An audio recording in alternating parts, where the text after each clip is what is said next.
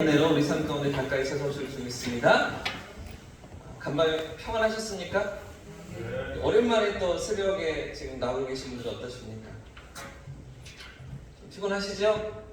또 일상을 살아가시는데 또 하루를 지내시는데 또 몸이 다 이렇게 익숙해지지 않아서 또 어쩌면 또 피곤함이 조금 있으실지 모르겠습니다. 그러나 이 새벽에 주시는 하나님의 공급하시는 은혜가 자, 우리 모두에게 경험되기를 축복합니다. 어제 우리는 시편 1편에서 하나님 안에서 살아가는 인생이 진짜 복된 삶이다. 하나님 앞에서 살아가는, 하나님 말씀 앞에서 살아가는 삶이 진정한 행복이다 라고 말씀 가운데 확인했었습니다. 세상이 말하는 어떤 조건이나 어떤 환경이나 세상에 주어지는 어떤 것에 우리의 행복이 있지 않고 하나님 말씀 안에, 하나님 말씀의 인도하심 앞에 따라갈 때 그 삶이 진짜 행복이다라는 것들을 시편은 가르쳐주고 있었는데요. 그런가 하면 오늘 또 시편 2편은 또 다른 측면에서 행복이 무엇인가를 우리에게 가르쳐주고 있습니다. 오늘 새벽에도 우리 삶에 가까이 다가오시는 하나님을 경험하시기를 축복합니다. 여러분 누군가에게 무시당해 본 적이 있으십니까? 상대방이 나를 무시한다라고 느껴본 적이 있으십니까? 그런 경우를 당하시면 어떠십니까? 화를 참기가 쉽지 않으시죠? 나의 인격을 무시하고 나를 조금 좀 깔본다라고 생각이 들면 정말 화가 나지 않으십니까? 작년에 한 편의점에서 이런 사건이 있었습니다. 80대 어르신이 편의점 알바생을 폭행했던 것이죠. 왜 그러셨냐면 이 어르신이 알바생을 때린 이유가 여기에 있었습니다. 무시당했다 생각했기 때문입니다. 어르신이 무언가 물건을 사려고 계산대 앞으로 갔는데 이 알바생이 공손하게 두 손으로 들이지 않고 던졌다는 거죠. 모르겠습니다. 어떤 상황인지 정확하게 모르겠는데 급해서 그랬는지 한 손을 툭 던진 걸 보면서 이 어르신이 화가 나서 그 알바생을 때리셨던 겁니다. 아마 그 어르신은 그 순간에 모멸감을 느끼셨던 것 같습니다. 심하게 무시를 당했다고 느끼셨던 거죠. 그래서 화를 참지 못하고 이 알바생을 때려서 경찰서에도 가시고 뉴스에도 나오고 그랬던 사건이었습니다. 그런데 우리 하나님께서도 무시당하는 걸 싫어하십니다. 할렐루야? 우리 하나님도 무시당하는 걸 너무나 싫어하십니다. 하나님이 만드신 세상에서 하나님이 만드신 인생들이 살아가는데 근데 하나님을 무시한다? 이걸 너무나 싫어하시는 것입니다.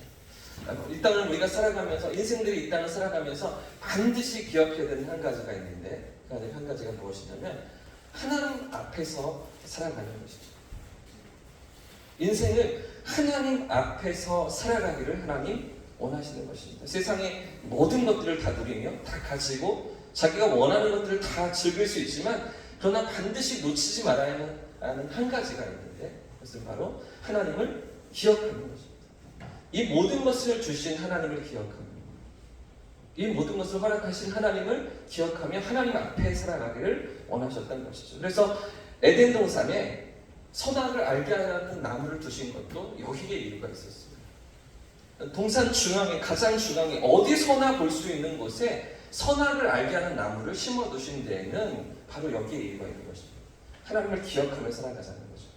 다 너희에게 줬지만 내가 선물로 다 너희에게 주길 원하지만 그러나 나를 기억했으면 좋겠어. 나와 같이 살았으면 좋겠어. 이것을 하나님께서 원하시면서 선악을 알게 하는 나무를 심어두셨던 거예요. 성경은 이것을 두 글자로 우리에게 가르쳐줍니다. 두 글자로요.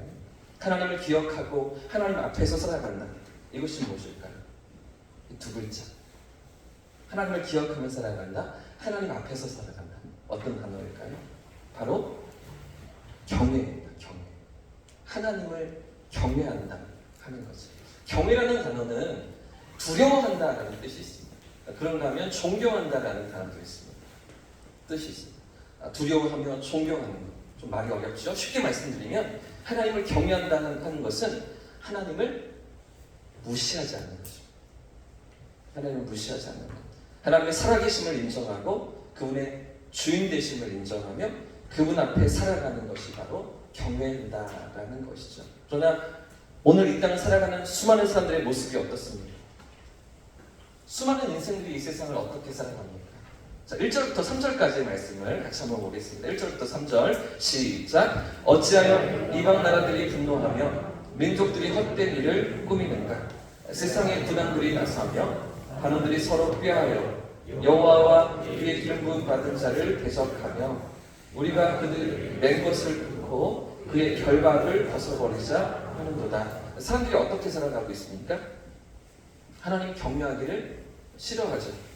하나님 앞에서 살아가기를 거부합니다. 하나님이 왕이 아니라 내가 왕이 되어서, 내가 내 삶의 주인이 되어서 내 마음대로 살고 싶어 하는 겁니다. 지금 1절은 어찌하여 이방 나라들이 분노하며 민족들이 헛된 일을 꾸미는가, 이렇게 시작하고 있죠. 근데 조금 더 생생하게 번역을 해보면 이렇게 표현할 수 있습니다. 어쩌자고 여러 나라들이 떠들어대며 여러 민족들이 헛된 일을 꾸미는가, 어쩌려고 하는가, 어떻게 하려고 이런 짓을 벌이는가, 이런 표현인 것이죠. 그런데 지금 그들이 꾸미고 있는 헛된 일, 공허한 일이 무엇입니까? 이어지는 2절을 보십시오. 여호와와 그의 기름 부음 받은 자를 대적하며 우리가 그들의 맨 것을 끊고 그의 결박을 벗어버리자 하는 것이죠. 그러니까 무슨 말입니까? 매어 있는 것을 끊고 결박을 벗어버린다 할 때 이 매어 있는 것과 묶여 있는 결박이 무엇일까요? 바로 하나님이십니다. 하나님께 순종하며 하나님을 따르는 삶이 싫어서 그 결박을 벗어버리고 묶여있는 것을 풀어버리고 그 안에 살기를 싫어한다는 것이죠. 내가 왕이 되어서 한번 살아보겠다, 제대로 한번 누려보겠다, 하나님 없이도 내가 살아볼 수 있다, 이렇게 주장하는 것입니다. 마치 창세기 11장에 바벨탑을 지었던 사람들처럼 이 성의 꼭대기가 하늘에 이르게 하자 하나님의 영역에 도전하면서 자신의 힘으로 하나님의 손을 벗어나려고 했던 인생들처럼 그렇게 살려고 하는 것입니다. 하지만 이런 인생들을 하나님께서 어떻게 바라보십니까? 4절 말씀도 같이 읽겠습니다. 4절 시작. 하늘에 계신 이가 웃으시며 주께서 그들을 비웃으시리로다. 왜 비웃으실까요? 하나님은 왜 비웃으실까요? 그들의 노력이 다 헛된 것이기 때문이죠. 그들의 시도는 결코 이루어질 수가 없기 때문에. 어저께도 말씀드렸지만 하나님은 시간과 공간을 창조하셨습니다. 하나님 시간보다 크신 하나님이십니다. 하나님 공간보다 우주보다 크신 하나님이십니다. 근데 그 하나님 벗어나서 살겠다고요? 그 하나님의 손길에 미치지 않는 곳에서 내가 살아보겠다고요? 하나님 없이도 내가 숨쉬고 호흡하며 생명을 유지하며 살 수가 있다고요? 전혀 그럴 수가 없는 것이죠. 이 시도는 결코 이루어질 수가 없기 때문에 하나님이 비웃으시는 것입니다. 그래서 하나님께서 뭐라고 말씀하십니까? 5절과 6절 말씀도 같이 읽겠습니다. 시작. 그때 분을 바라며 진노하사 그들을 놀라게 하여 이르시기를 내가 나의 왕을 내 거룩한 산 시온에 세웠다 하시리로다. 자, 근데 진짜 왕을 세웠다고 하십니다. 니들이 진짜 왕이 아니야.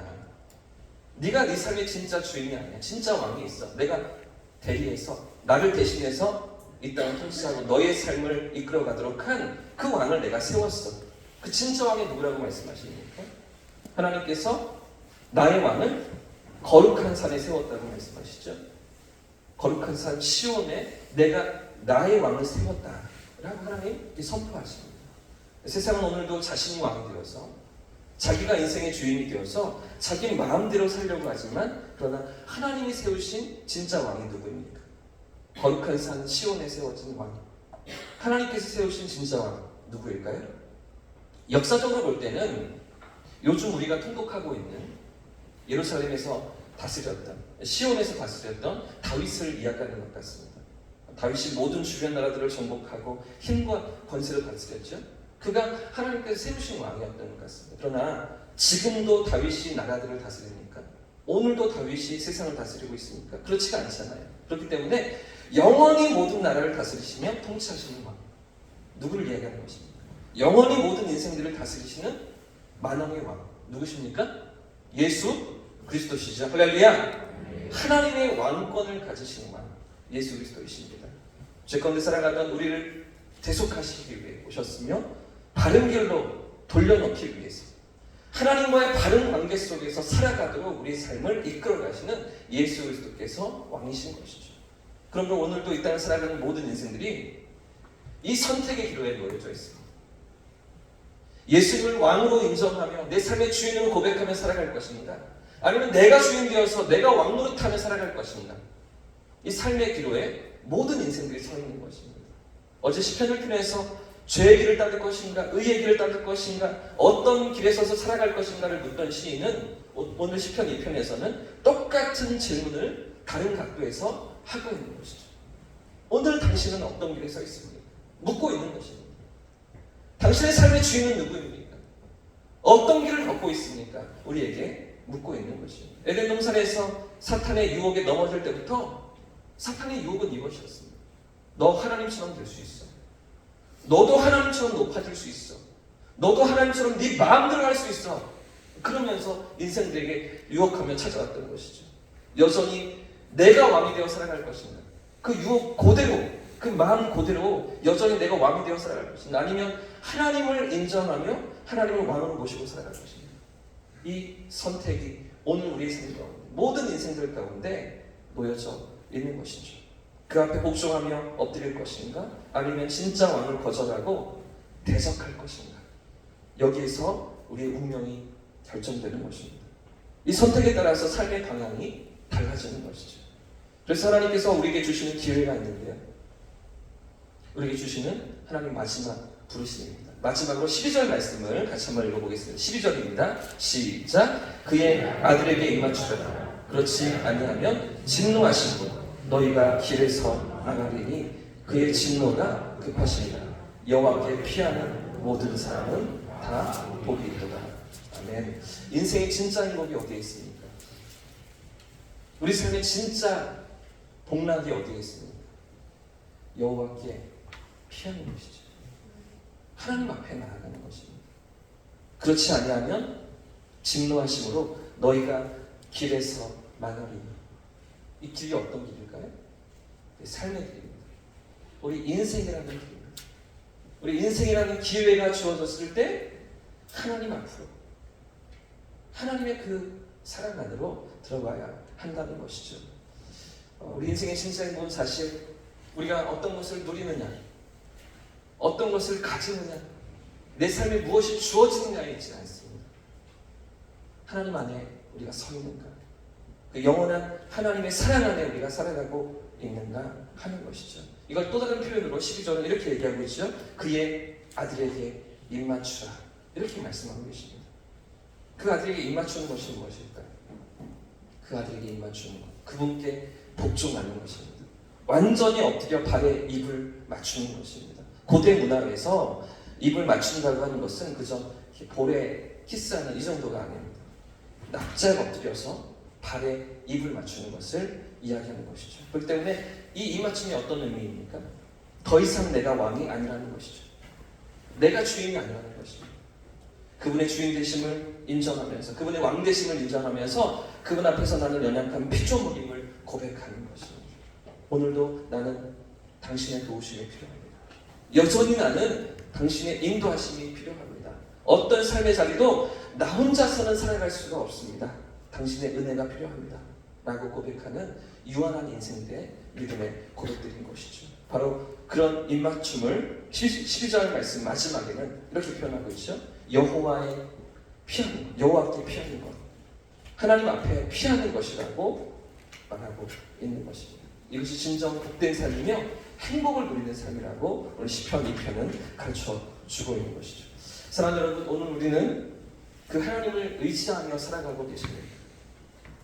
하나님께서 보내신 그 아들을 내 삶의 왕으로 인정하며 주인으로 모시고 계십니까? 오늘도 우리의 싸움이 여기에 있습니다. 하나님이 주인이신가? 내가 주인인가? 과연 하나님이 왕이신가? 내가 왕인가? 오늘도 우리의 삶의 씨름이 여기에 있는 것이죠. 러시아를 대표하는 세계적인 문학가 톨스토이를 아시죠? 톨스토이는 부유한 귀족 출신에다가 젊었을 때 작가로도 또 성공해서 남부러울 것이 없는 그런 삶을 살고 있었습니다. 그런데도 그에게 참 만족이 없었던 것이죠. 죄에 대한 두려움과 공포로 불안한 나날이 계속되고 있었습니다. 삶의 목적이 무엇인지 끊임없이 탐구하다가, 작가들이 그렇잖아요. 그 깊은 세계에 빠져서 정신적인 위기까지 톨스토이가 겪으면서 1879년에는 자살을 기도하기도 했었습니다. 저도 어느 날 한적한 시골길을 걷던 톨스토이는 너무나 평화로워 보이는 한 시골 농부를 만나게 됩니다. 톨스토이는 농부에게 다가가 당신의 그 평화로움의 비결이 무엇입니까? 라고 질문을 던졌죠. 그러자 우리 농부는 웃으면서 저는 항상 하나님만을 의지하며 삽니다. 그래서 제 마음은 늘 기쁘답니다. 이런 대답을 하였습니다. 그 말을 들은 톨스토이는 그때부터 진지하게 하나님을 찾기 시작했습니다. 그리고 결국은 하나님을 만나면서 모든 불안과 공포에서 벗어나 우리가 알고 있는 위대한 작가가 될 수 있었죠. 사랑하는 여러분, 우리의 삶의 진짜 왕은 누구십니까? 내 인생의 진짜 주인은 누구십니까? 오늘도 하루를 살아가면서 내 삶을 이끌어가고 내 삶을 뜻대로 추구하며 내 삶을 사용하시는 분은 과연 누구십니까? 내가 주인 되어 내가 왕이 되어 살아갑니까? 아니면 예수님께서 정말 내 인생의 주인 되셔서 살아가고 계십니까? 그 하나님 앞으로 나아갈 수 있길 축복합니다. 하나님께 피하는 저와 우리 모두의 삶이길 축복합니다. 오늘 하루의 삶 속에서도 우리 학교와 우리의 직장과 우리 사업장과 가정과 삶의 모든 현장에서 하나님 되심을 인정하면서 하나님의 살아계심을 고백하면서 그 인도하심을 믿음으로 따라가는 저와 우리 모두의 삶을 축복합니다. 마지막으로 12절 말씀 한 번 더 읽고 마치겠습니다. 12절 말씀 우리 마음에 새기면서 한 번 더 읽겠습니다. 시작. 그의 아들에게 입맞추라. 그렇지 아니하면 진노하심으로 너희가 길에서 망하리니 그의 진노가 급하십니다. 여호와께 피하는 모든 사람은 다 복이도다. 아멘. 할렐루야. 할렐루야. 이 찬양